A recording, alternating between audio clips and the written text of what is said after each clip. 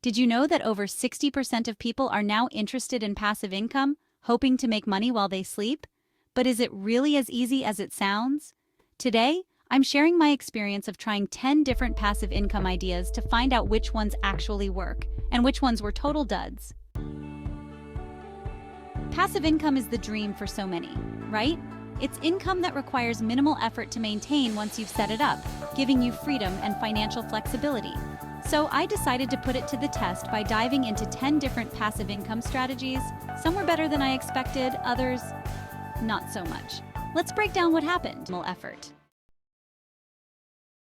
All right, let's dive into the 10 passive income ideas I tried, one by one. Dividend stocks. I invested in a few dividend stocks hoping for steady cash flow. The returns? Not huge at first, but the setup was easy and the potential for growth was there. Real estate crowdfunding. This required an upfront investment but promised returns without the hassle of property management. Returns were decent, but it took time for them to show. Print-on-demand products. I tried selling custom designs on t-shirts and mugs. Sales were slow to start, but once a design caught on, it brought in small, steady income. Affiliate marketing. I promoted products through links. While the income depends on traffic, with the right niche, this can work. Online courses.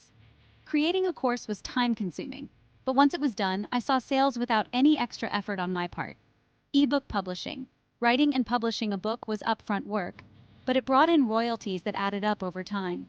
Investing in index funds. Simple and low maintenance, but it's a long-term game that doesn't deliver fast returns. YouTube channel monetization. Making videos was an effort, but once monetized, older videos kept bringing in views and ad revenue. Renting out equipment.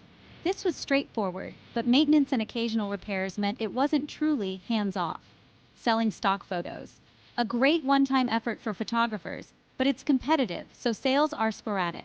Each one had unique challenges. Some took longer to get going, and some barely moved the needle on income. So which of these really surprised me? The online course and dividend stocks. The course was a lot of work up front, but it kept generating sales long after it was published with zero maintenance.